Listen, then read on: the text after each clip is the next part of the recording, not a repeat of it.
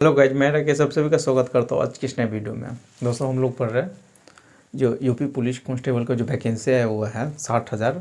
ठीक है, उसके लिए तैयारी कर रहे हैं, जिसमें से हम पहला वीडियो बना दिए हुए हैं। 30 दिन में पूरा मैथ ख़त्म कर देना है, जिसमें से पहला वीडियो बना दिए हुए हैं। पहले हम नंबर सिस्टम से स्टार्ट किए हुए हैं, जिसमें आज नंबर सिस्टम आज ख़त्म हो जाएगा। ठीक है, जिसमें हम पहला कलर कंसेप्ट पूरा थ्योरी दिए हुए हैं लगभग, और आज उसी कंसेप्ट पर कुछ क्वेश्चन करवा के फिर अगला थ्योरी दे के, यानी जितने टाइप से इसमें पूछा जाता है सारा टाइप हम इसमें कवर करवाएंगे। ठीक है, नंबर सिस्टम का। और आज ही ख़त्म हो जाएगा, फिर कल से एलसीएम से स्टार्ट कर देंगे। ठीक है, छोटा छोटा टॉपिक्स हम हैं, क्योंकि इसमें ज़्यादा भारी भारी इसमें क्वेश्चन पूछा नहीं जाता है। एसएससी लेवल का क्वेश्चन इसमें नहीं रहता है, तो जो पूछा जाता है वही क्वेश्चन हम पढ़िए। और ये मेनली रूप से खाली यूपी पुलिस जो कांस्टेबल का जो वैकेंसी आया हुआ है उसके लिए नहीं है, ये जो जीडी की तैयारी कर रहा है एसएससी जीडी उसके लिए भी ये है। ठीक है, जो बिहार पुलिस की तैयारी करेगा, ये लगभग छोटा मोटा एग्जाम के लिए सबके लिए ये वीडियो है। जिसको देखना हो आप देख सकते हैं। ठीक है, ये सबको लेके चल रहा है कि जितना भी क्वेश्चन पूछा जाएगा। ठीक है, इसमें हम दिल्ली पुलिस का भी क्वेश्चन लेके आए हुए हैं। ठीक है, और एसएससी जीडी का भी कोई क्वेश्चन है। ठीक है, सब मिक्स क्वेश्चन इसमें यूपी कांस्टेबल का जो वैकेंसी है, यूपी पुलिस कांस्टेबल का जो वैकेंसी है उसका भी क्वेश्चन इसमें ऐड कर दिए हुए हैं। ठीक है, जिसमें से पहला 5 तक पहले क्वेश्चन बता दिया था। छठा क्वेश्चन से देखिए क्या क्वेश्चन कह रहा है। और 110 तक की सभी विषम प्राइम नंबर का, ठीक है, गुणा करिए, यानी प्राइम अभाज्य संख्या को जब गुणा करिएगा तो यूनिट इकाई के स्थान पर कौन सा डिजिट आएगा, इकाई के स्थान पर, वो आपसे क्वेश्चन पूछ रहा है। तो 1 से यानी कितना 110 तक सभी विषम अभाज्य संख्या। हम जानते हैं अभाज्य संख्या कहाँ से स्टार्ट होता है, 2 से स्टार्ट होता है। ठीक है, लेकिन 2 कौन सा संख्या है, सम संख्या, तो उसको तो लेना नहीं है, क्योंकि विषम अभाज्य संख्या कहाँ से स्टार्ट होता है, 3 से स्टार्ट होता है। 3 हो गया, 5 हो गया, 7 हो गया, 11 हो गया, 13 हो गया, 17 हो जाएगा। ठीक है, 19 हो गया, 16 इसी तरह आगे अनंत तक जाएगा। तो इतना विषम अभाज्य संख्या, तो 100 हमको 10 तक लेना है, तो उधर छोड़िए ना, अभी यहीं से पता लग जाता है। जैसे 5 एक ऐसी संख्या है जिसके साथ अगर किसी भी ओड नंबर के साथ अगर गुना कर देते हैं 5 को, ठीक है, ओड नंबर के साथ, तो हमेशा इकाई के स्थान पर हमेशा 5 ही आएगा। ठीक है, और 5 के साथ अगर किसी इवन नंबर के साथ हम 5 को गुना कर देते हैं, इवन यानी सम संख्या के साथ गुना करते हैं, तो हमेशा इकाई के स्थान पर कौन सा नंबर आता है, तो 0 आता है। हमेशा याद कर लीजिएगा। जैसे 5 8 40, इकाई के जगह पर 0, 5 दूना 10, इकाई के जगह पर 0, 5 चौका 20, इकाई के जगह पर 0। वही विषम संख्या में ले लिया, 5 से किसी में गुना करिएगा तो इकाई के जगह 5 आ जाएगा। 5 5 25, 5 नमा, ठीक है, 5 नमा 45, 5 यानी इकाई के जगह पर 5 आ जाएगा। तो यही इतना इवन नंबर हम तो 2 को छाटिए दिए, प्राइम नंबर जो 2 होता है उसको छाट दीजिए। जब वो छट जाता है तो बाकी अब कोई अभाज्य संख्या, सम संख्या तो होगा नहीं जो अभाज्य भी हो, तो वही अगर रहता है 2 मात्र वो ऐसे संख्या जो सम संख्या भी हो, अभाज्य संख्या भी है। तो अब बाकी सब बच गया, तो विषम नंबर होगा, सब में इसमें नहीं आएगा। तो 5 के साथ अब किसी भी नंबर के साथ विषम नंबर के साथ गुना करिएगा तो हमेशा इकाई के स्थान पर 5 आ जाएगा। तो इसका आंसर कितना हो जाएगा, 5 हो जाएगा। समझ में क्वेश्चन आ गया होगा। अगला क्वेश्चन देखिए अगला क्वेश्चन क्या कर रहा है 53 से लेकर 97 तक टोटल कितना कंपोजिट नंबर है, यानी संयुक्त संख्या है, क्वेश्चन आपसे पूछ रहा है। तो इसको कैसे बनाइएगा। ठीक है, ये बोल दिया हुआ है आपसे, क्या पूछा है, 53 से लेकर 97 तक टोटल कितना कंपोजिट नंबर, यानी संयुक्त संख्या। कंपोजिट नंबर हम पहले बता दिए हुए हैं, टोटल कितना होता है, यानी कंपोजिट नंबर पहले स्टार्ट कहाँ से होता है, तो कंपोजिट नंबर किसे कहा जाता है, तो वैसे संख्या, एक अलग कंसेप्ट हम दे दिए हुए हैं, वैसे संख्या जिसका एटलीस्ट यानी कम से कम 3 गो गुणनखंड हो, यानी 3 गो संख्या से कम से कम 3 गो संख्या से वो कट जाए। तो सबसे छोटी कंपोजिट नंबर 4 होता है, क्योंकि 4 का क्या होगा, 3 गो गुणनखंड, एक इसको काट देता है, 2 काट देता है, 4 काट देता है। 4 के 3 गो गुणनखंड कम से कम, जैसे में 9 हो गया, 6 हो गया, 6 को कौन कौन काट रहा है, 6 का एटलीस्ट कितना गुणनखंड है, तो 1 काट देता है, इसको 2 काट देता है, 3 काट देता है, 6 काट देता है, इसका 4 है, 9 हो गया, इसको 1 काट रहा है, 3 काट रहा है और 9 काट रहा है। तो कम से कम कितना गुणनखंड होना चाहिए, 3। वैसे संख्या जिसका कम से कम 3 गुणनखंड हो, 3 से कम नहीं होना चाहिए, 3 से अधिक चलेगा लेकिन कम नहीं, तो उसी को कंपोजिट नंबर कहा जाता है। तो वही पूछा है 53 से लेकर 97 तक में टोटल कितना कंपोजिट नंबर है। तो वैसे काउंट करिएगा, लिख के काउंट करिएगा तो आपको समय लग जाएगा, ठीक है। और हम डायरेक्ट अगर निकालना चाहते हैं टोटल कितना है तो आप प्राइम नंबर निकाल लीजिए। पहले तो इसके रेंज में 53 से लेकर 97 तक टोटल कितना संख्या पहले वो मालूम कर लीजिए। तो कैसे मालूम करिएगा, तो जैसे हम यहाँ से करेंगे 3 से लेकर 7 तक में, छोटा एग्जाम्पल लेके बता रहे हैं, 3 से लेकर 7 तक में, 7 तक टोटल कितना संख्या है, 3 से लेकर 7 तक टोटल कितना संख्या लिखिएगा। तो देखिए 3 4 5 6 7, अब कितना संख्या तो कैसे काउंट करिएगा, तो इससे इसे घटा लीजिएगा ना, इस 7 में से 3 घटाइए तो कितना 4 आ जाएगा। और 4 आया तो देखिए संख्या 5 को रहता है, ठीक है। इससे हम 3 से लेकर 7 तक में टोटल कितना संख्या आ जाएगा, 3 से लेकर 7 तक का तीनों काउंट करना, सातों काउंट करना, ठीक है। 3 और 7 को मिलाकर टोटल बीच में कितना संख्या आ जाता है, तो कितना आ जाता है कैसे पता कर लीजिएगा। तो इससे 7 में से 3 को पहले घटा दीजिए, यानी बड़का संख्या में से पीछे वाला संख्या को घटा दीजिएगा। तो जो संख्या है उसमें हमेशा एक अपना मन से ऐड कर दीजिएगा, क्योंकि एक एक्स्ट्रा रहता है। तो इसीलिए यहाँ पर 97 में से 53 और 97 के बीच में टोटल कितना संख्या पहले वो मालूम करने के लिए इससे इसमें घटाइएगा तो 44 हो जाएगा। और एक अपना मन से ऐड करिए, क्योंकि एक कम संख्या आया रहता है, तो 44 एक ऐड कर दीजिएगा तो 45, यानी पता चल गया कि 97 और 97 53 से लेकर 97 तक टोटल कितना संख्या है, ठीक है। दोनों मिलाकर कंपोजिट और प्राइम नंबर मिला के तो टोटल 45 गो है। तो आप क्या कीजिएगा, कंपोजिट नंबर तो हमको निकालने में दिक्कत हो जाएगा क्योंकि, लेकिन प्राइम नंबर हमको मालूम है 1 से लेके, कल हम बताए हुए थे 1 से लेके 50 तक में टोटल प्राइम नंबर पूछेंगे, प्राइम नंबर कितना होता है, तो कल हम बताए हुए थे कितना होता है 15 होता है, ठीक है। और 50 से लेके 100 तक में टोटल प्राइम नंबर पूछेंगे कितना होता है, तो 10 होता है, ठीक है। इसको कल याद करवाए हुए थे, टोटल 10 होता है 50 से 100 तक में। और वही 1 से लेकर अगर 100 तक में हम पूछ देंगे टोटल कितना प्राइम नंबर होता है, तो कितना होता है, सॉरी 25 होता है, कितना 25। काउंट करिएगा तो 25 हो जाएगा, लिख लीजिए, लेकिन इसको याद कर लेना है, ठीक है। वही अगर हम 1 से लेके 1000 तक 200 तक पूछ देंगे, 1 से लेकर 200 तक में टोटल कितना होता है, तो 46 होता है, ठीक है। ऐसे भी पूछा जाता है, क्वेश्चन पूछा गया है।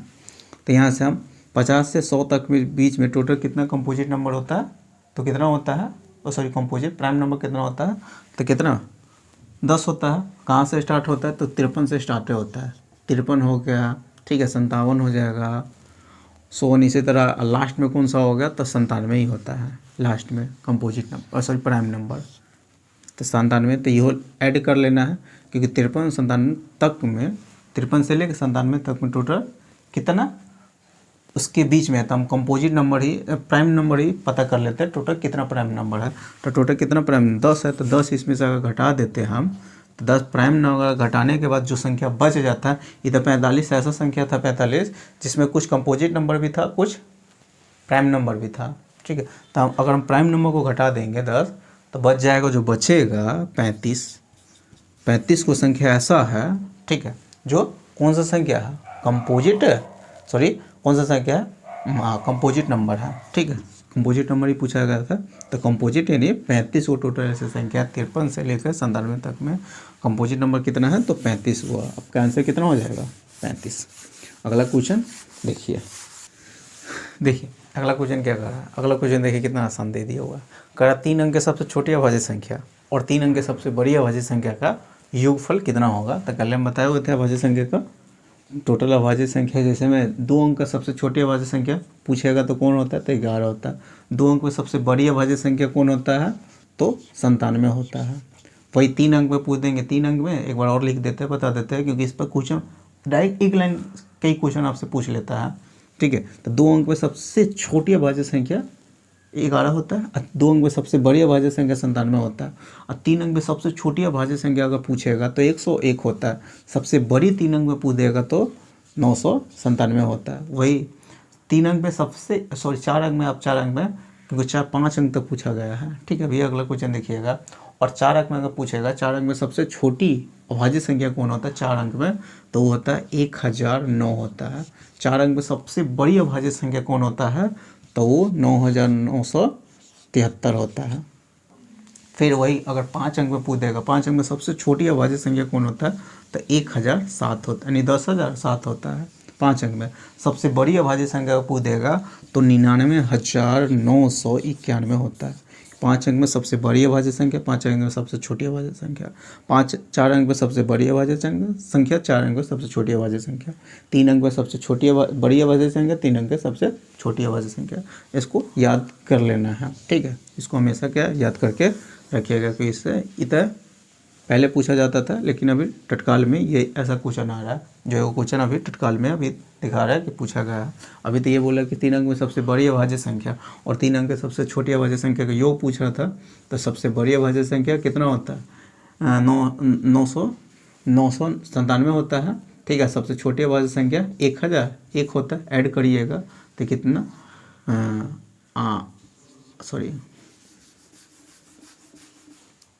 8, 9 और 10 यानी 1098 हो जाएगा। समझ में ही आ गया होगा। अगला क्वेश्चन देखिए, लेकिन इसको हमेशा याद करके रखिएगा।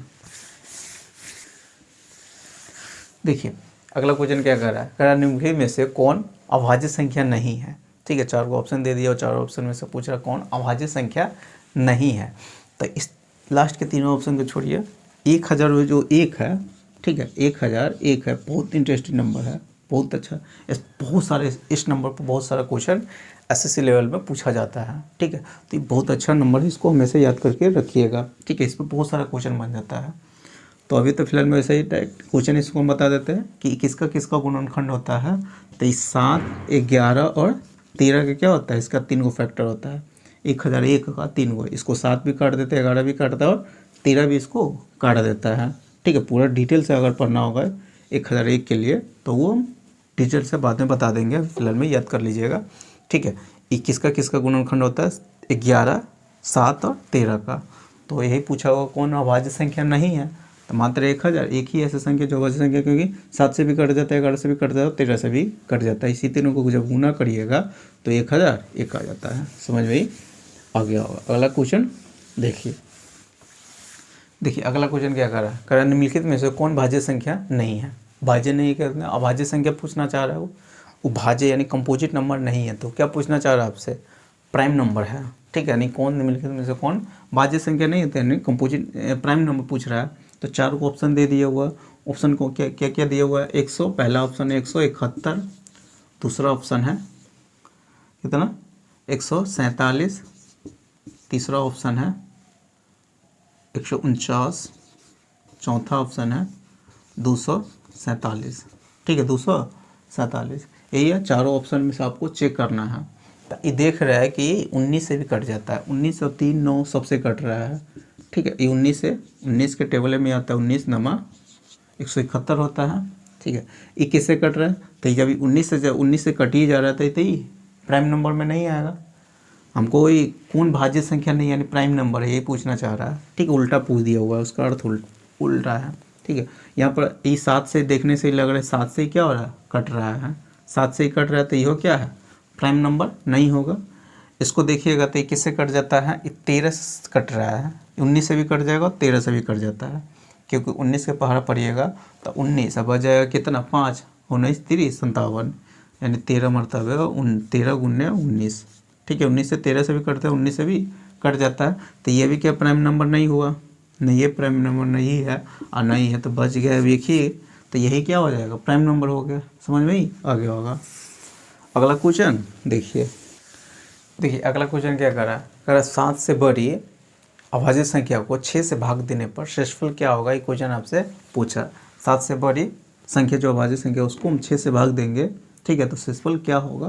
तो पहले तो अभाज्य संख्या का स्टैंडर्ड फॉर्म क्या है, यानी दुनिया में जितना भी अभाज्य संख्या है ना उसको हमेशा 6 के प्लस माइनस 1 फॉर्म में लिखा जाता है। 6 के प्लस माइनस 1 फॉर्म में ये अभाज्य संख्या का रूप है। इसी फॉर्म में हमेशा जितना भी अभाज्य संख्या लिखिए इसी फॉर्म में उड़ाता है। जैसे मैं को कोई एग्जाम्पल लेकर बता देता है, 13 अभाज्य संख्या, इसको इस फॉर्म में जहाँ के क्या रहता है, के कोई ये जो फॉर्म होता है वो 3 से बड़े के लिए, 3 से बड़ा जो प्राइम नंबर होगा, ठीक है, 2 और 3 को छोड़कर 3 से बड़ा जो प्राइम नंबर होगा उसको हमेशा 6 के प्लस माइनस 1 फॉर्म में हम लिख सकते हैं।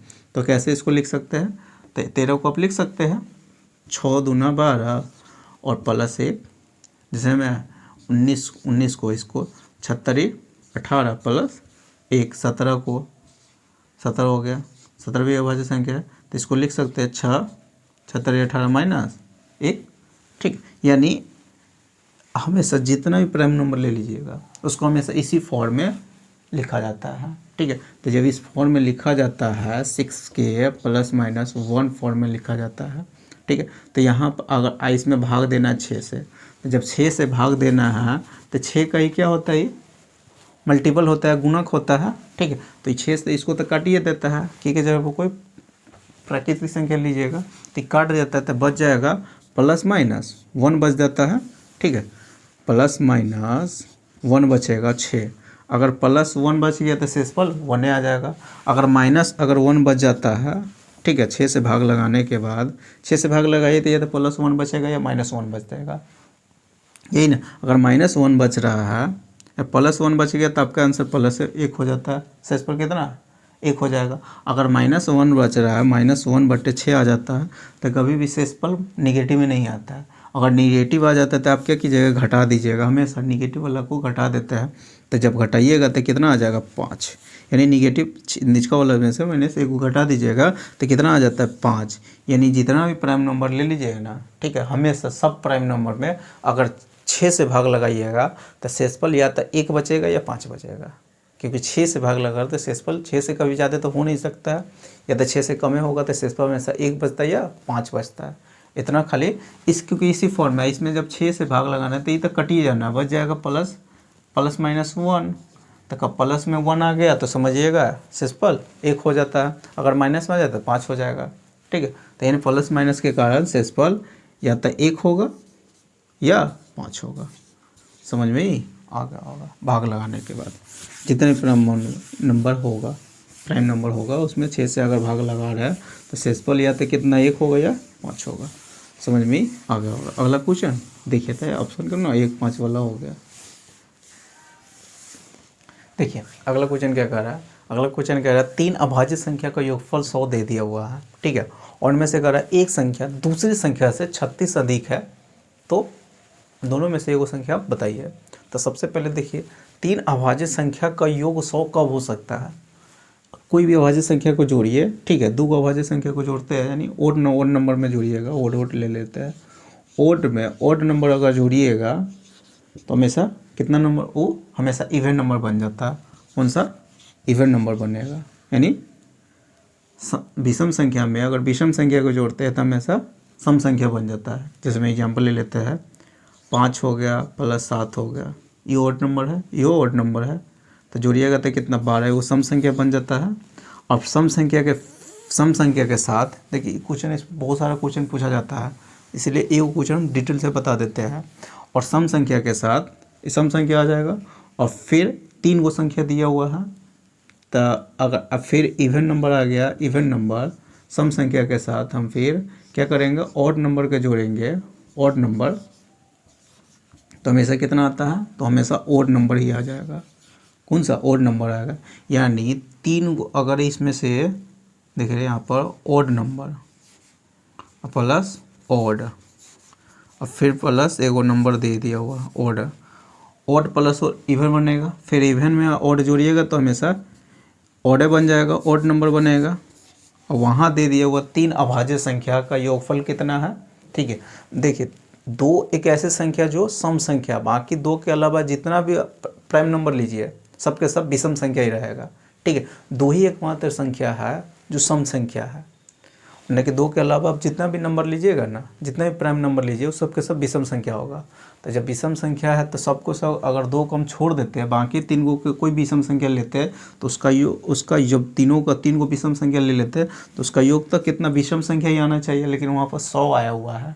तो 100 आने का मतलब वहाँ पर एक संख्या जो होगा ना, 100 तभी आ सकता है जब उसमें से एक संख्या 2 रहता। ठीक है, क्योंकि यहाँ पर इवन नंबर आ जाता है, 2 को ऑड नंबर को हम जोड़ेंगे तो इवन नंबर के साथ अगर इवन नंबर जोड़ देते हैं तब ना इवन नंबर बनता है, यानी सम संख्या बन जाता। तो वहाँ पर एक उसमें 2 ऐड है, ये इसके जगह पर क्या है, 2 को तो ऑड चलेगा, तीसरा हमेशा वो 2 ही होगा, तभी जाकर उसका योग कितना 100 आया होगा। तीसरा जो संख्या होगा प्राइम नंबर होगा वो 2 होगा, तब जाके उसका योग 100 आया होगा, क्योंकि ये दोनों का योग करिएगा तो सम संख्या आ जाएगा। सम में अगर सम जोड़ेंगे तभी जाके यहाँ पर सम आता है। अगर सम में हम विषम जोड़ देते तो यहाँ पर विषम संख्या आता है, लेकिन यहाँ पर सम संख्या दे दिया हुआ है, जिसके कारण एगो संख्या प्राइम नंबर पता चल गया कि उसमें से एगो संख्या कौन सा है, 3 गो अभाज्य संख्या में से एगो संख्या मालूम चल गया कि 2 है और 2 का बच गया हुआ है। तो अगर हम ये घटा देते तो शेष 2 को जो नंबर बचा हुआ है, मान लेते एगो नंबर n1 है, एगो नंबर n2 है, तो दोनों का योग घटा दीजिएगा तो 98 होगा, यानी शेष 2 नंबर बचा उसका योग 98 है। तो वैसी दोनों में से तुलना कर दिया कि एक संख्या दूसरी संख्या से 36 अधिक है, तो उसमें से वो कोई संख्या बताइए, ऑप्शन में देख के पता लगा लीजिएगा। तो इसमें से एक संख्या दूसरी संख्या से 36 अधिक है, तो आप ऐसे दे दिया हुआ है, तो आप क्या कीजिएगा, इसमें से 36 पहले घटाइए दीजिए। एगो संख्या ना दूसरी संख्या से 36 अधिक है, तो उसको बाद में हम 36 दे देंगे। पहले इसमें से 36 घटा दीजिएगा तो कितना बच जाएगा, ये कितना बचेगा, 62 बच जाएगा। तो 62 जब बचेगा 62, तो उसका आधा आधा बांट दीजिए, ठीक है। 62 पहले हम 36 हटा लिए क्योंकि उसका हिस्सा अलग, जो उसका एगो के व्यक्ति के हिस्सा हम निकाल दिए, 36 अधिक है, तो 36 अब 98 में से 36 घटाने के बाद जो 62 बच जाता है, अब 62 को दोनों को आधा आधा दे देंगे, तो 31 तो एगो व्यक्ति के 31 मिल जाएगा, एगो दूसरा व्यक्ति से 31 तो उसको मिलेगा ही, और उसको 36 अधिक भी मिल जाएगा, ठीक है। तो ऑप्शन में यानी एगो ऑप्शन 31 हो जाएगा, एगो यहाँ पर कितना 67 हो जाएगा, 67। तो आपका ऑप्शन कौन सा दे दिया हुआ था, 67 वाला दे दिया हुआ है, ठीक है। उनमें से एगो अभाज्य संख्या बताइए, तो 31 ऑप्शन में दिया नहीं है, 67 दे दिया, तो आपका आंसर कितना हो गया, 67 हो जाएगा। 3 को अभाज्य संख्या यही है, 31, 67 और 2, तीनों को जोड़िएगा तब जाके योग कितना 100 पूरता है। समझ में आ गया होगा। इसमें बहुत सारा क्वेश्चन पूछा जाता है, इसलिए इतना डिटेल से जब ये 100 दे देगा ना, समझिए एगो संख्या फिक्स हो गया कि उसमें से एगो अभाज्य संख्या 2 होगा। तो जब 2 को बच जाएगा, उसमें तुलना जो ऐसे तुलना करेगा आप निकाल दीजिएगा, अधिक बोलेगा या कमी बोलेगा तो जिसको कमी उसको पहले छांट दिए, हटाइए दीजिएगा उसका हिस्सा, उसको जैसे बचे तो उसको 2 भागों में बांट दीजिएगा, और अधिक बोला होगा तो एगो दूसरा उतना दे दीजिएगा, अपने आप आंसर आपका आ जाएगा, ठीक। अगला क्वेश्चन देखिए क्या कर रहा है, निम्नलिखित में से कौन पूर्ण वर्ग संख्या नहीं है, ठीक है। पूर्ण वर्ग संख्या 4 को ऑप्शन दे दिया हुआ, उसमें से कह रहा है कौन पूर्ण वर्ग संख्या नहीं है। पूर्ण वर्ग संख्या का मतलब परफेक्ट स्क्वायर नंबर नहीं है। पहले पूर्ण वर्ग संख्या होता है कौन, तो वास्तविक संख्या जिसका पावर 2 के फॉर्म में हो, ठीक है। कोई भी नंबर लीजिए, उसका पावर 2n के फॉर्म में हो, यानी 2 के फॉर्म में हो, उसका पावर 2 के फॉर्म में हो, 2n के मतलब सीधे 2 के फॉर्म में हो, उसी को हम कौन सा नंबर कह देते हैं, परफेक्ट नंबर कहते हैं, यानी पूर्ण संख्या कह देते हैं। पूर्ण संख्या परफेक्ट नंबर पूर्ण संख्या कहते हैं। जैसे मैं ले लेते हैं 144 क्या है, 12 के स्क्वायर है। जैसे मैं 169 13 के स्क्वायर है। जो कोई भी नंबर जिसका पावर 2 हो, ठीक है, 2 या 2 का मल्टीपल भी कर सकते हैं आप, ठीक है, तो उसको उसी को हम पूर्ण संख्या कहते हैं। तो ऑप्शन में जब किसी भी संख्या पूर्ण संख्या अगर वो है, तो किसी भी पूर्ण संख्या का जो परफेक्ट स्क्वायर नंबर होगा उसका 4 को इकाई के स्थान पर 4 को डिजिट नहीं आ सकता है।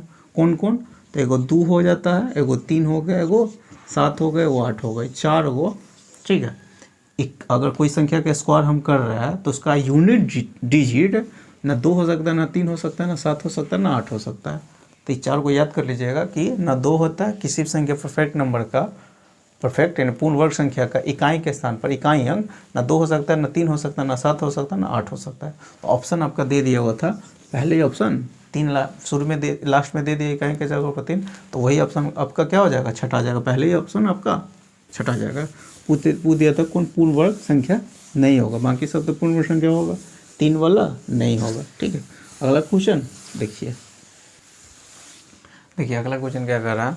अगला क्वेश्चन क्या है, नीचे दिए गए निम्नलिखित में से कौन सा एक वर्ग संख्या नहीं है, ठीक है।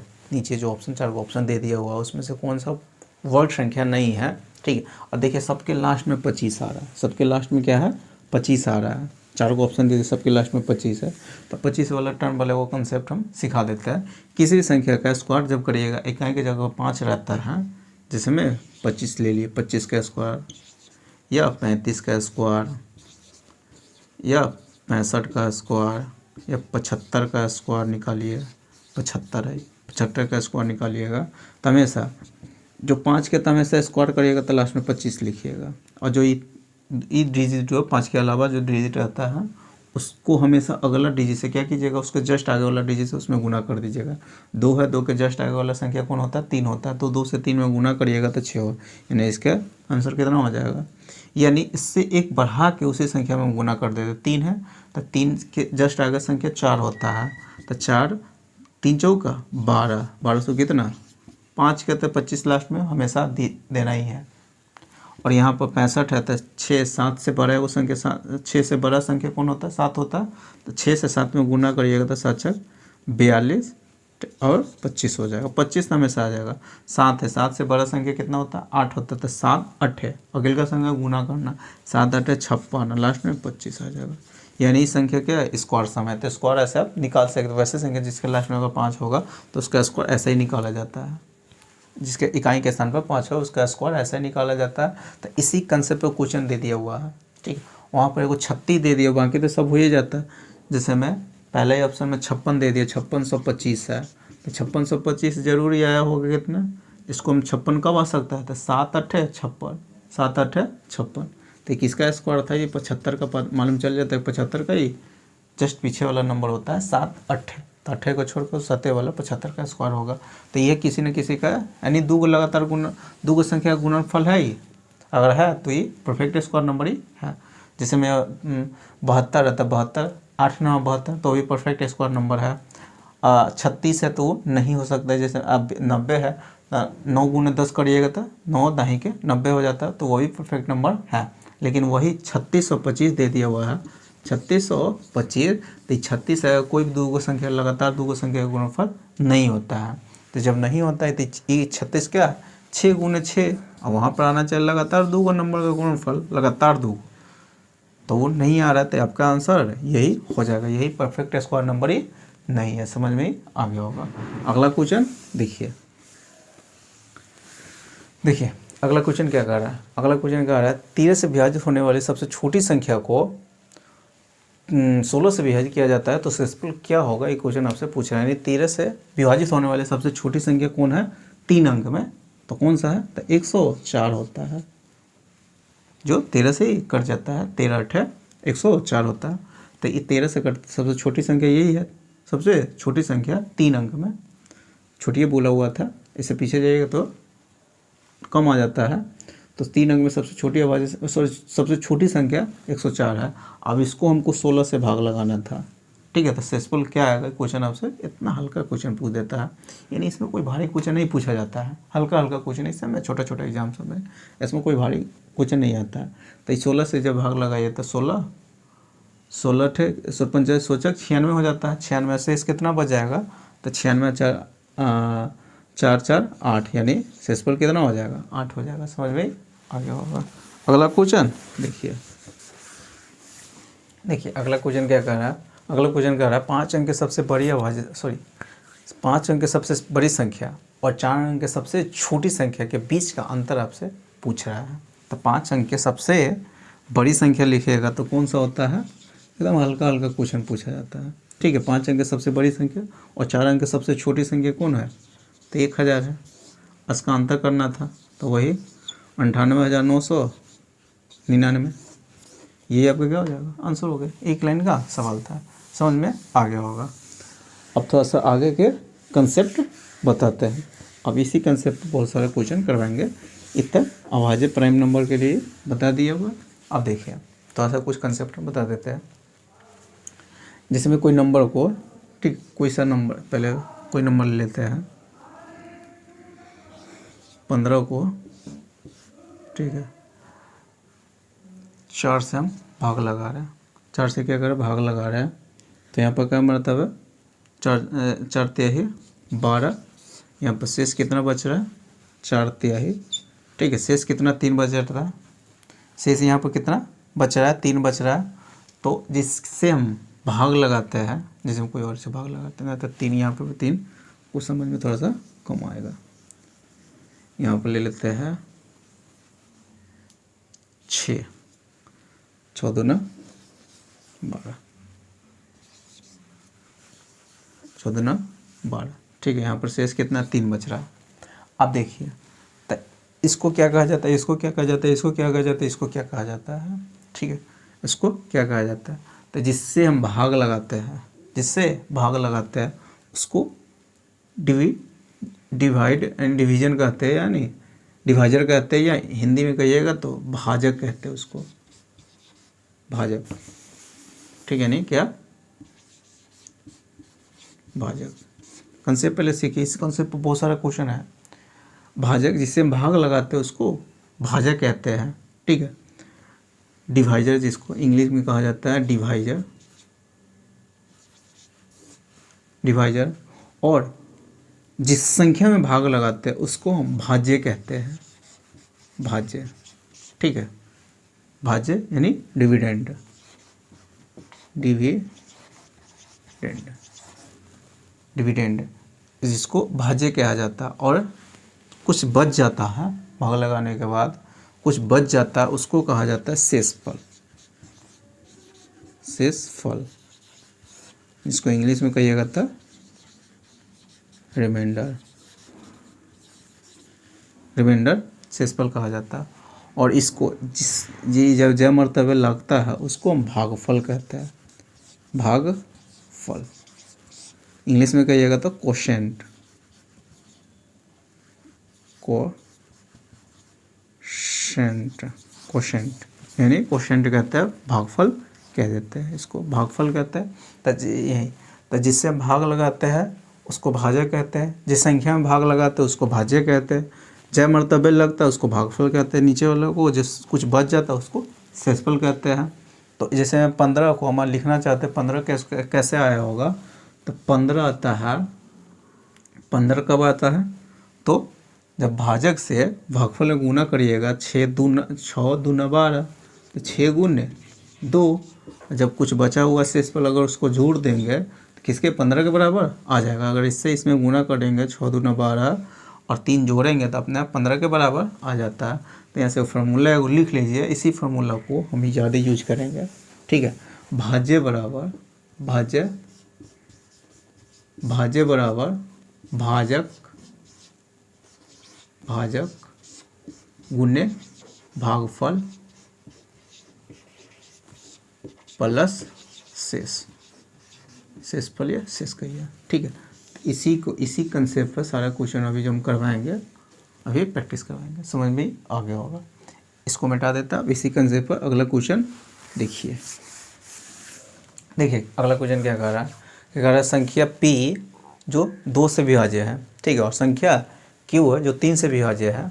तो निम्नलिखित कौन से 4 को कथन दे दिया हुआ है, उसमें से कौन सा कथन सही है, एक क्वेश्चन आपसे पूछ रहा है। जिसमें p है, p किससे विभाजित है, यानी 2 से कट जाता है, और q किससे विभाजित है, ये 3 से पूर्ण रूप से कट जाता है। तो 4 को ऑप्शन दे दिया हुआ है। हम तो जानते हैं कि p और q का गुणनफल, p और q को जब गुना करिएगा तो हमेशा किससे कट जाएगा, 6 से वो कट जाता है, क्योंकि p का फैक्टर, p का ही फैक्टर इसमें से 6 को गुना करिएगा 2 गुने 3, तो इसका फैक्टर यही है और इसका फैक्टर ये है।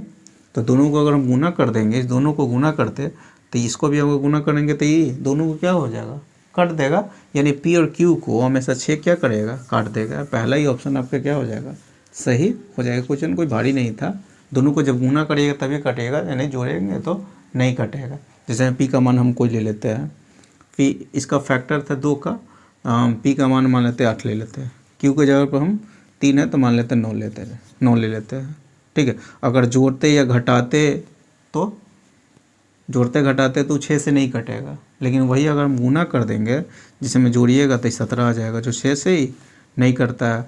घटा दीजिएगा तो 1 आ जाएगा, जो 6 से नहीं करता है। अगर उसी को हम अगर गुना कर देते हैं तो आराम से 6 से क्या हो जाता है, कट जाता है, क्योंकि 2 इसको काट देगा, 3 बच जाएगा, इसको काट देगा। तो आपका ऑप्शन, पहला ही ऑप्शन आपका क्या हो जाएगा, सही हो जाएगा, ठीक है। पहला ही निष्कर्ष, पहला ही कथन सही हो जाएगा। अगला क्वेश्चन देखिए,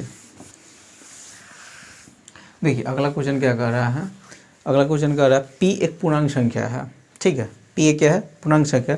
तो p का न्यूनतम संभव मान कौन सा होगा ताकि जो संख्या दे दिया हुआ वो 14 से पूर्ण रूप से क्या हो जाए, कट जाए। तो संख्या कौन सा दे दिया हुआ है, तो p स्क्वायर इंटू 156 गुने 135, 156 गुने 135, ठीक है। ये किससे 14 से क्या है, कट रहा है, 14 से पूर्ण रूप से विभाजित है। तो पी का ऐसा न्यूनतम मान लेना है, सबसे छोटी ऐसा पी का क्या रखे ताकि 14 से पूर्ण रूप से कट जाए। तो देख रहे 14 को आप तोड़िएगा तो 2 गुने में 7 लिख सकते हैं, इसको 2 गुने 7, जैसे 2 इसमें तो आ गया हुआ है, यानी 2 इसको काट देगा। 7 देख रहे इसको नहीं काट रहा है, 7 इसको काट रहा है, देखिए तो नहीं कटेगा, 7 इसको नहीं काट रहा है। तो जब 7 या आई संख्या इस संख्या इसको पूरा काट रहा है, 14 से कट जाता है। तो जब 14 से कट जाता है तो मान लें 2 इसे कट गया, 2 इसको काट रहा है, 7 इसको अब नहीं कटेगा क्योंकि 7 दूना 14 नहीं काट रहा है इसको 7, यानी 7 का मल्टीपल नहीं है। तो 7 की जगह पर अब यहीं पर पी ए की जगह पर हम 7 रखते, ठीक है, तभी जाएगा क्या हो जाता है, 14 से ही पूर्ण रूप से कट जाएगा। तो पी का मान आपको क्या लेना होगा, सबसे छोटी लेंगे तो 7 लेंगे, नहीं या 7 के मल्टीपल लेंगे। तो सबसे छोटा पूछा हुआ था तो 7 लेते, ना तो 7 का कोई मल्टीपल 14 रखेंगे, 21 रखेंगे, उसका स्क्वायर करेंगे तो पूर्ण रूप से कट जाता। लेकिन हमसे सबसे छोटी पूछा हुआ था तो पी की जगह पर आप क्या रख सकते हैं, 7 रखिएगा। समझ में ही आ गया होगा। अगला क्वेश्चन देखिए, अगला क्वेश्चन क्या कर रहा है, कह रहा है दिए गए विकल्पों में से 4 को ऑप्शन दे दिया हुआ, 4 ऑप्शन में से इस संख्या किससे विभाज्य, यानी संख्या कौन सा है, कौन सा, 5 के पावर 71, 72, 73, 74, 75 तक है। 5 के पावर 71,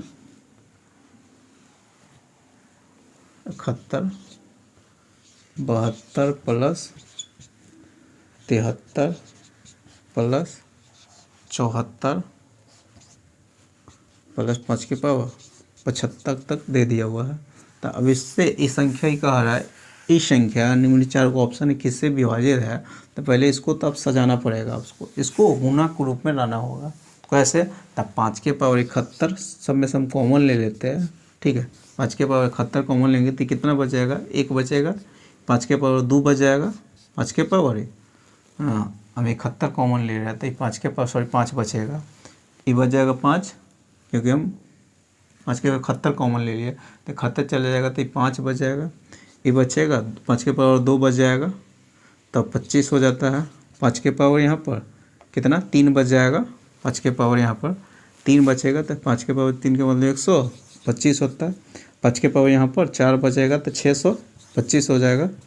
अब इसको ऐड करिए तो 5 के पावर कितना, 71 आ जाएगा, इसको जोड़िएगा तो कितना हो गया, 600, 625 है, 600 आएगा 700, 750 ये हो गया, 750 ये हो गया, और 30 तो 750 80 है, 83 हो जाएगा, कितना, सॉरी 81 हो जाएगा, कितना, 6 650, सॉरी 750, 750 में 30 जोड़िएगा तो 80 81, यानी 781 हो रहा है, 781। 4 ऑप्शन दे दिए, चारों में से देख रहे किससे विभाजित है, तो देख रहे 71 एगो संख्या है, 71 जो 71 इसको पूर्ण रूप से काट रहा है, 71 11 मरतब इसको क्या हो जाता है, काट देता है। तो ऑप्शन पहले ही ऑप्शन आपका क्या हो जाएगा, सही हो जाएगा। पहला ही ऑप्शन 71 दे दिया, बाकी अब कोई इसको नहीं काटेगा, 71 ही, क्योंकि 71 का ही मल्टीपल है, यानी गुणक है, नहीं तो इसका फैक्टर कहेंगे, इसका ही फैक्टर है और इसका ही मल्टीपल है। तो आपका आंसर पहला ही हो जाएगा। समझ में ही आगे कोई भारी क्वेश्चन नहीं था, देखने से लग रहा था, लेकिन सॉल्व करिएगा तो भारी क्वेश्चन नहीं है। अगला क्वेश्चन देखिए, अगला क्वेश्चन क्या कर रहा है, करेगा भाग प्रश्न में है, भाजक भागफल का 13 गुना है और शेषफल का 6 गुना है। भाजक भागफल का 13 गुना और शेषफल का 6 गुना है, और शेषफल दे दिया हुआ 39 यानी 39 दे दिया हुआ है। तो आपसे भाज्य पूछ दिया हुआ, भाज्य क्या होगा, ठीक है, यानी भाज्य पूछ रहा है, मान लेते भाज्य कोई नंबर होगा, तो इस नंबर को हम भाजक कर रहा था, भाजक से भाग देते हैं तो भागफल भागफल का 13 गुना आता है और शेषफल का 6 गुना। तो शेषफल यहाँ पर दे दिया हुआ था 39, तो इसका यहाँ जो भाजक होगा इसका 6 गुना होगा, तो 6 गुने 39, तो भाजक निकल गया। लेकिन ये भाजक वही बोल दिया होता भाजक यानी 6 39, ये भाजक भागफल का क्या गुना था 6 गुना, सॉरी 13 गुना, भागफल का 13 गुना है। तो 13 से ही 13 39 यानी भागफल यहाँ से निकलेगा, तो भागफल कितना 18 आ जाएगा। तो नंबर आप मालूम हो गया, इसी को ना भाज्य कहा जाता है। तो भाज्य बराबर n का मान निकालना था, तो n बराबर निकालना होगा तो कितना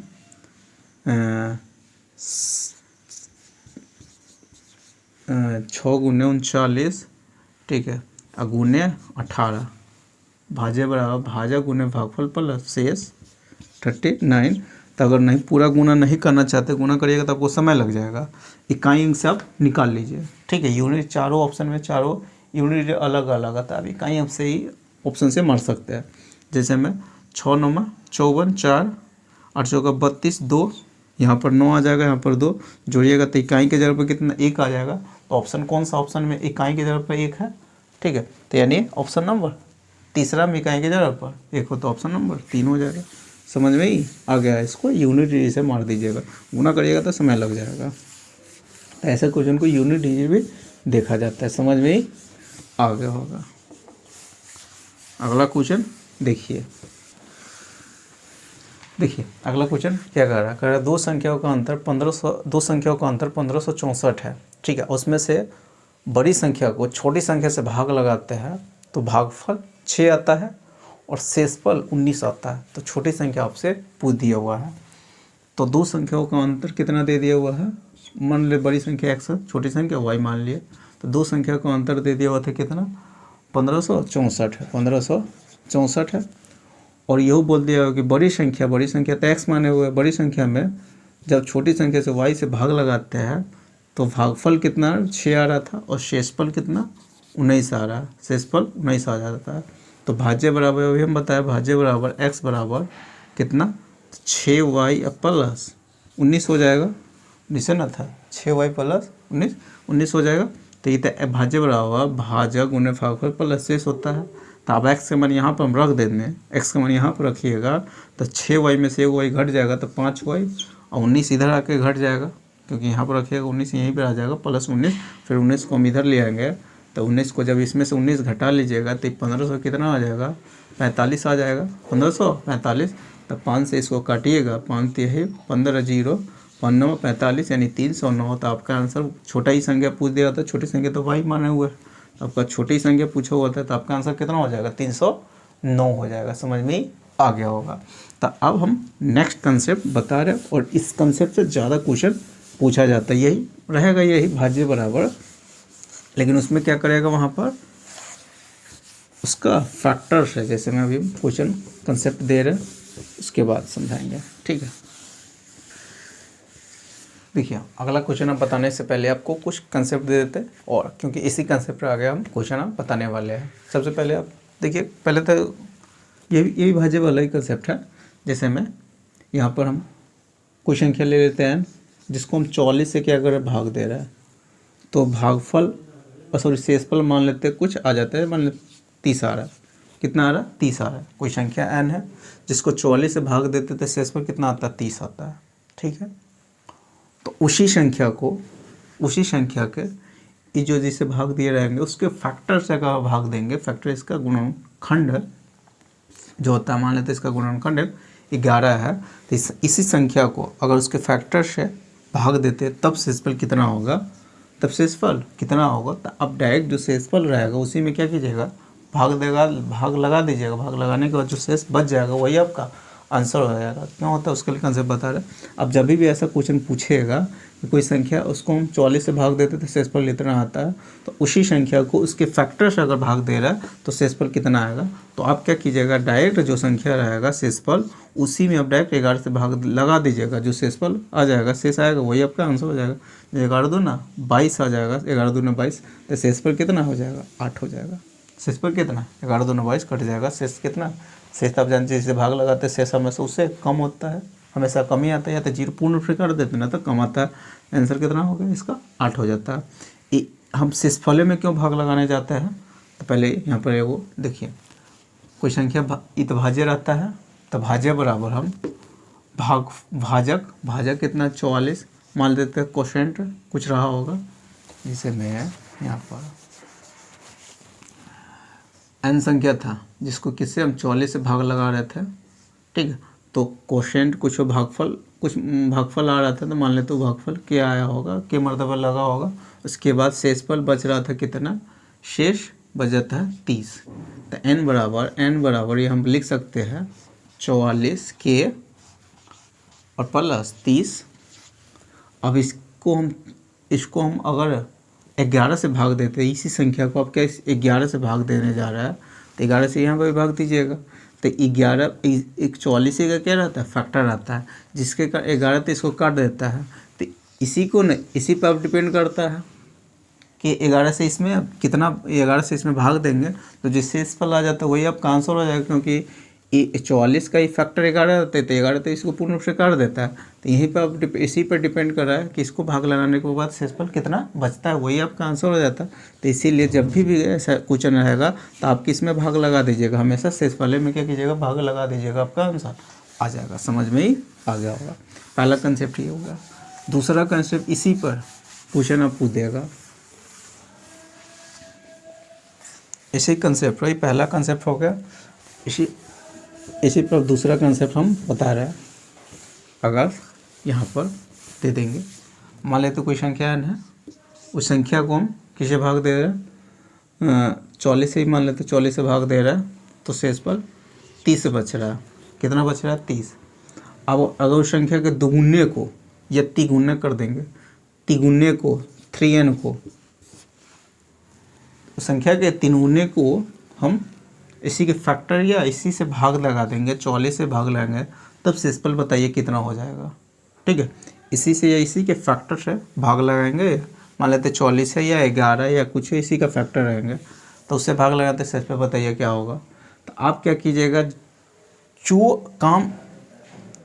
काम आप नंबर के साथ कर रहे हैं वही काम आप शेषफल के साथ कर दीजिएगा, क्योंकि वहाँ पर भी वही कंसेप्ट लगेगा। अब क्या नंबर n बराबर यहाँ पर हम लिख सकते थे, यहाँ पर कितना 44 के भागफल है, ठीक है। शेषफल 30 आ रहा था, तब इसको हम क्या किए 3 गुना किए हैं। तो इसको हम जब 3 गुना करेंगे तो इसमें भी 3 से गुना हो जाएगा। तो 3 से जब गुना और उसको हम उसी के फैक्टर से या 44 के फैक्टर या 44 से भाग देंगे तो ये तो पूरा इसको 11 है तो इसको तो काट देगा 3 से इसमें गुना करने के बाद, क्योंकि 40 का ही फैक्टर है तो इसको काट देगा। अब इसी पर डिपेंड करता है कि 11 से कटने के बाद कितना शेषफल दे रहा है। तो 11 यहाँ पर 30 गुने 3 करेंगे तो कितना 90 आ गया, 90 बटे कितना हो गया 11 हो गया।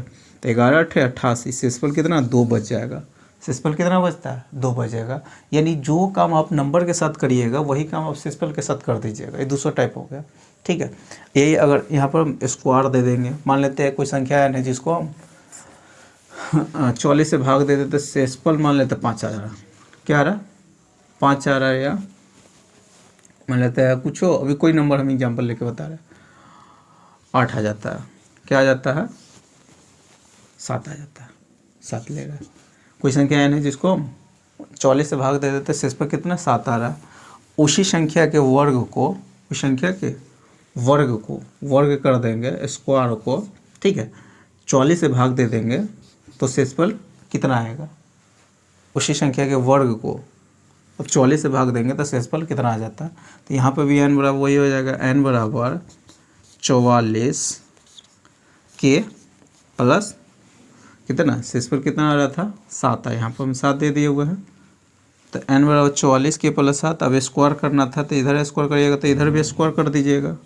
तो इधर स्क्वायर करिएगा तो ये हो गया, यहाँ पर इधर स्क्वायर करिएगा तो इसका स्क्वायर पहले यहाँ पर ले आते हैं, 44 के ही हो जाएगा 44 के का होल स्क्वायर प्लस 2a भी आ जाएगा, 2a के जगह पर 44 के और b के जगह पर 7 प्लस 7 के स्क्वायर, ठीक है। अब इसको हम n से n के स्क्वायर का मान आया हुआ है।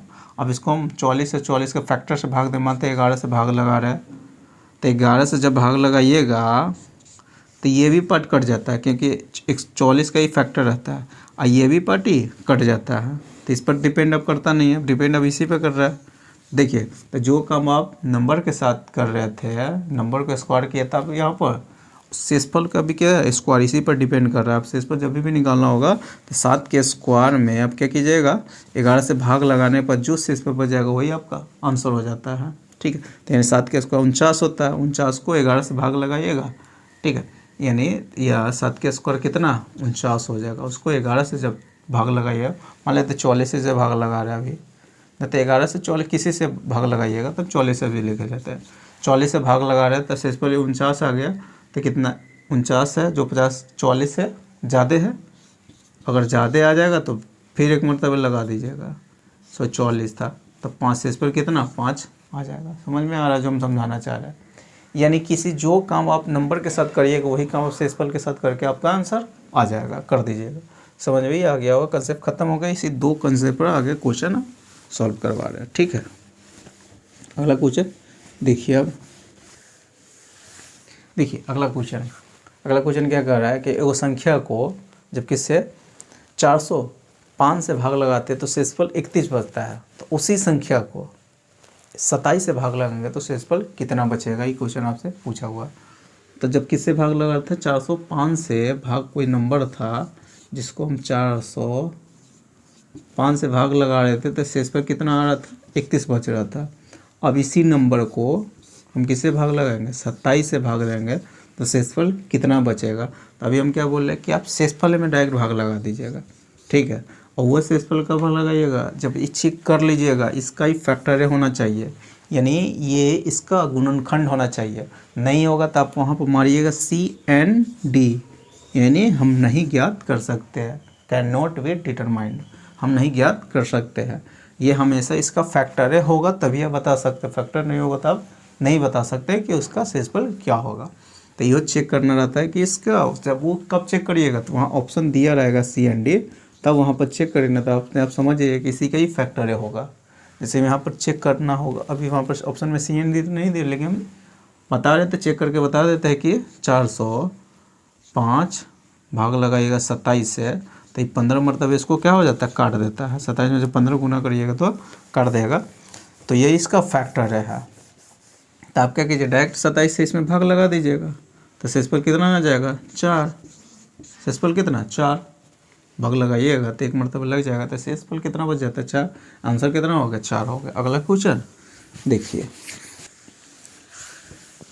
अगला क्वेश्चन क्या कर रहा है, किसी संख्या को 624 से विभाजित किया जाता है तो शेषफल 53 बच रहा है, तो उसी संख्या को जब 16 से विभाजित किया जाए तो शेषफल कितना बचेगा, ये क्वेश्चन आपसे पूछ रहा है।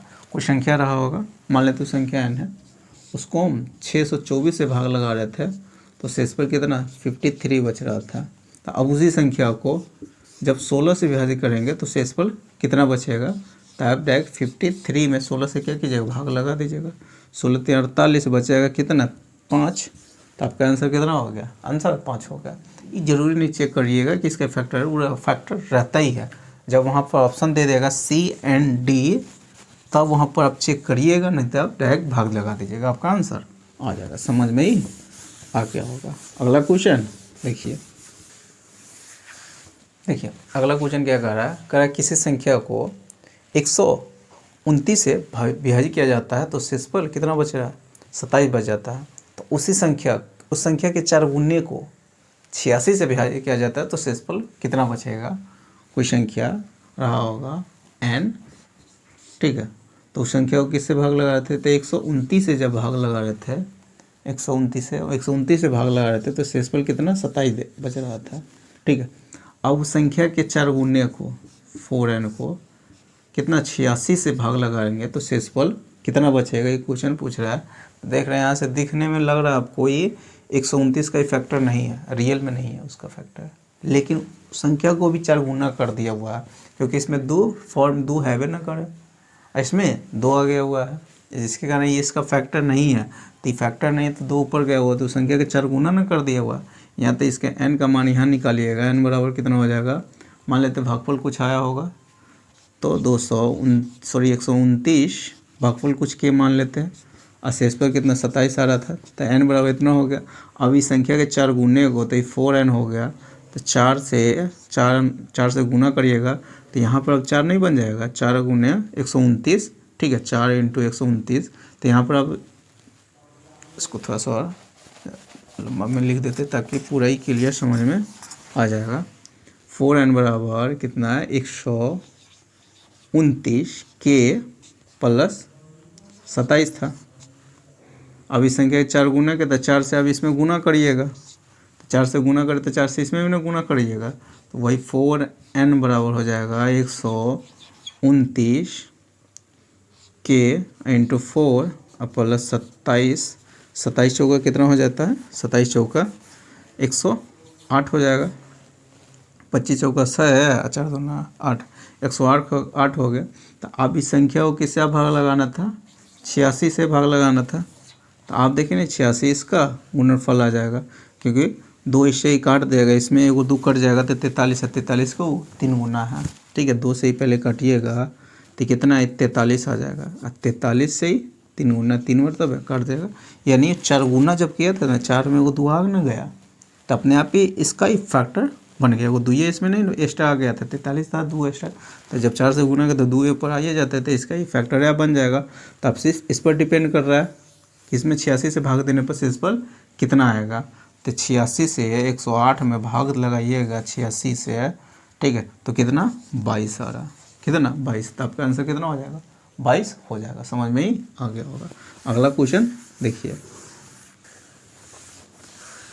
अगला क्वेश्चन क्या कह रहा है किसी संख्या को 14 से विभाजित किया जाता है तो शेषफल 9 बचता है, तो अगर उसी संख्या के वर्ग को, उस संख्या के वर्ग को 14 से विभाजित किया जाता है तब शेषफल कितना बचेगा। एक क्वेश्चन आपसे पूछा हुआ है, कोई संख्या है उसको हम 14 से विभाजित कर रहे थे, ठीक है, तो शेषफल 9 बच रहा था। अब इस संख्या के वर्ग को, स्क्वायर को 14 से भाग देंगे तो शेषफल कितना बचेगा, तभी क्या बोले कि उसका जो शेषफल रहेगा उसी का वर्ग कर दीजिएगा, तो इसका वर्ग करिए, इसका वर्ग करिए कितना 81 आ जाएगा, ठीक है, कितना 81। अब 81 को 14 से भाग लगाइए तो 14 पंजे 70, कितना बच जाएगा 11 बच जाएगा, तो 11 आपका क्या हो जाएगा, आंसर हो जाएगा, समझ में आ गया होगा।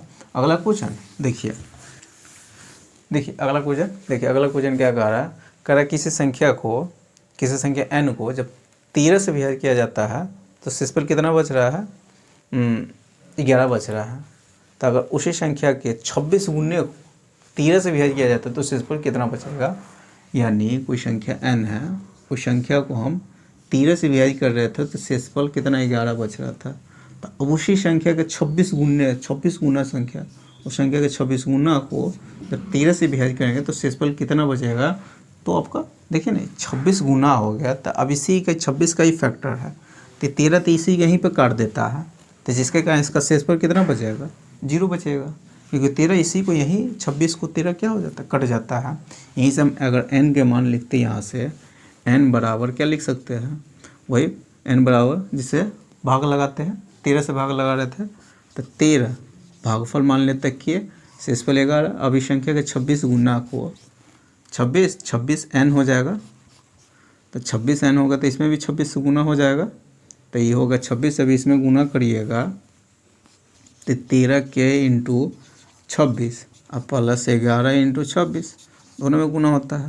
तो अब इसको जब भाग लगाइएगा कितना 13 से जब भाग लगाइएगा तो 13 इसको काट देता है, 13 इसमें भी काट देता है, जिसके कारण शेषफल 0 होता है। यहीं से इसका क्या 0 क्यों हो जाता है, क्योंकि 26 इसी का गुणक है, तो इसी के गुणक से हम क्या किए थे, मल्टीपल से गुना किए हुए थे, जिसके अंदर शेषफल कितना 0 हो जाएगा, समझ में ही आ गया होगा। अगला क्वेश्चन देखिए, अगला क्वेश्चन क्या कर रहा है, दो संख्या अलग अलग है जिसको हम किससे 33 से विभाजित कर देते तो शेषफल, एगो संख्या को भाग देते तो 21 बचता है, दूसरा संख्या को जब 33 से भाग देते तो शेषफल 28 बचता है। तो उस संख्या के योग को, दोनों संख्या के योग को जब 33 से भाग देंगे तो शेषफल कितना बचेगा, तो आप उसको शेषफल को दोनों योग कर लीजिए, उसमें 33 से भाग लगाइए। पहला संख्या भाग लगाते शेषफल 21 आ रहा था, दूसरा संख्या भाग लगा रहे थे शेषफल 28 आ रहा था, तब उसमें उस का दोनों संख्या के योग में जब 33 से भाग लगा रहे तो शेषफल कितना बचेगा क्वेश्चन। तो आप डायरेक्ट दोनों का ही शेषफल को योग कर दीजिएगा, क्योंकि अभी पता है जो काम संख्या के साथ है तो वही काम आप शेषफल के साथ कर दीजिएगा, ठीक है। तो अभी दोनों को जोड़िएगा तो शेषफल कितना होगा दोनों को, ना तो हम 3 इसको दे देते हैं तो ये अपने आप, चल पहले जोड़िए लेते हैं, जोड़ दीजिए तो कितना होगा 49 हो जाएगा। 49 में 33 से भाग लगाइए, कितना होगा 49 में जब 33 से भाग लगाइए तो शेषफल कितना बच जाएगा, 13 बचेगा, कितना सॉरी 16 बच जाएगा, क्योंकि एक मरतबा इसको लग जाएगा तो एक मरतबा लगेगा तो घटाइएगा तो कितना 16 हो जाएगा। समझ में ही आ रहा हो जो हम समझाना चाह रहे हैं, यानी शेषफल कितना बच जाएगा 16 हो जाएगा, यही आपका क्या हो जाएगा आंसर हो गया, ठीक है। तो फिलहाल में आज हम नंबर सिस्टम पूरा ख़त्म कर दिए। कल से क्या करेंगे इसका, आप ये हो गया इस नंबर सिस्टम जिस टाइप से क्वेश्चन पूछा जाता है सारा टाइप हम क्या किए बता दिए है। कल LCM SCF आप स्टार्ट करेंगे, ठीक है। तो फिलहाल में आज हम यहीं तक रखते हैं। अगर वीडियो अच्छा लगा तो वीडियो को लाइक कर दीजिएगा, और अभी तक चैनल को सब्सक्राइब नहीं किए हुए तो चैनल को सब्सक्राइब कर लीजिएगा, साथ में बेल आइकन प्रेस कर दीजिएगा। इससे क्या होगा, मैं जितने भी वीडियो अपलोड करूँगा सारे वीडियो को नोटिफिकेशन आपको मिलता रहेगा, ठीक है। तो चलिए फिर मिलते हैं नेक्स्ट वीडियो में।